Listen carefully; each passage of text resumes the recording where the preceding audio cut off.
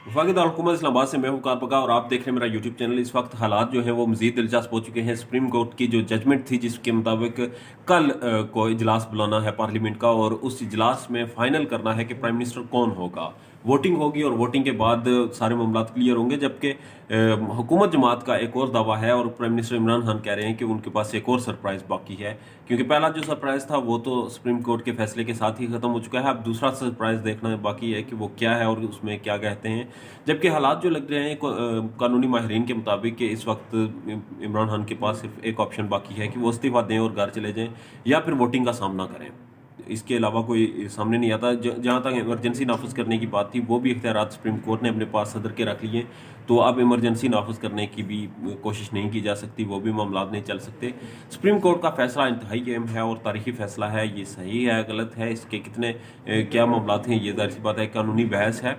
मगर इस वक्त तहरीक इंसाफ के जितने भी सपोर्टरान हैं वो इस फैसले को तनकीदी नज़र से देख रहे हैं, जबकि अपोजिशन के जो रहनुमा हैं वो इस पर जश्न बना रहे हैं। हुकूमत की तरफ से कमीशन बना लिया गया है। कमीशन वो जो खत था धमकी मेज़ उस पर फैसला करेगा। जबकि एक अहम खबर जो है अभी तक सामने आई है कि उस खत को पब्लिक करने की जो बात चल रही थी वो इस वक्त उसको दफन कर दिया गया है और कहा है कि खत को पब्लिक नहीं किया जाएगा।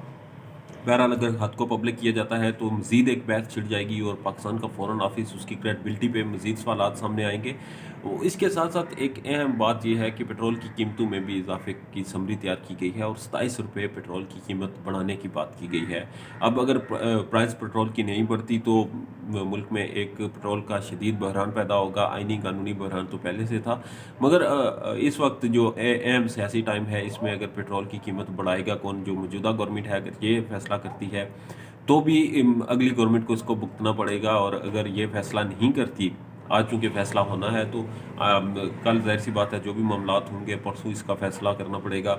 तो वो भी एक अहम चीज़ है कि 27 रुपये एक बहुत बड़ी लिमिट है और तारीख में पहली दफ़ा इतनी बड़ी जो अमाउंट दिखाई गई है कि ये इसमें बढ़ाई जाए। तो इस वक्त सियासी बहरान के साथ साथ माशी बहरान भी मुल्क में काबज़ हो रहा है। स्टॉक मार्केट जो है वो गिर चुकी है। डॉलर की कीमत जो है वो भी कल तक पाकिस्तान में हाईएस्ट सतह पर पहुंच चुकी थी। इस वक्त देखना यह है कि कल क्या सियासी क्योस जो पैदा हो चुका है ये ख़त्म होता है या नहीं। इस वक्त आइनी बहरान का क्या हल निकलता है, कल कौन सी वोटिंग के दिन कौन से अहम इशू सामने आते हैं, क्या सिर्फ सादा तरीके से वोटिंग होगी और इमरान खान घर चले जाएंगे या फिर वो सरप्राइज़ एक मरतबा फिर देंगे और एक मरतबा फिर जो है वो मामलात जो हैं वो सबब का शिकार होंगे, कन्फ्यूजन पैदा होगी। दोबारा से क्या इसमें अदालत इस मामले में इन्वॉल्व होगी। अगर याद रहे कि अगर कल वोटिंग नहीं होती और कोई भी और डेवलपमेंट सामने आती है तो वो सीधी सीधी तौहीन अदालत होगी और फिर उसमें सुप्रीम कोर्ट दोबारा से फैसला करेगी। जबकि इमरान खान पे इस वक्त आर्टिकल 6 की तलवार भी लटक रही है। आर्टिकल 5 के तहत जो उन्होंने कहा था कि जिसके तहत ये तहरीक दम एतमाद ख़त्म की गई थी जिसको अदालत ने दोबारा से बहाल कर दिया है, तो उस सारे मामले में उसको अगर एनालाइज किया जाए तो आर्टिकल 5 के तहत लॉयल्टी ऑफ सिटीज़न है कि कौन सा हर सिटीज़न के लिए ज़रूरी है कि वो स्टेट के साथ लॉयल रहे। उसका फैसला तो अभी तक नहीं हो उसका। बहरहाल आर्टिकल 6 जो है वो कानूनी माहिरीन के मुताबिक वो तलवार इमरान खान पर लटक रही है और वो ताहयात लटकती रहेगी। आइंदा गवर्नमेंट का देखना यह है कि वो इसको किस नज़र से इस पर कार्रवाई करती है और इसको लीड कौन करता है। अभी तक की इतलात के मुताबिक राना सनाउल्लाह इस मामले को क्लियर करेंगे। मगर अहम चीज़ कल का इजलास है। कल के इजलास में क्या होगा, जो कमीशन बना है गवर्नमेंट की तरफ से वो कमीशन क्या फैसला करता है।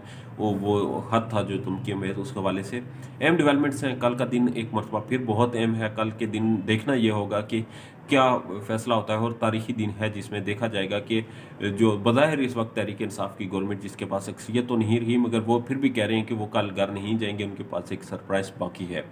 इस्तीफों के अलावा उनके पास क्या ऑप्शन है जो वो अवेल करेंगे वो कल देखा जाएगा। कल तक के लिए मुझे इजाज़त दीजिए। मेरे चैनल को सब्सक्राइब कर लें, बेल आइकन को क्लिक कर लें ताकि मेरा और आपका साथ मुस्तकबिल के लिए जुड़ा रहे। अल्लाह ने के बाद।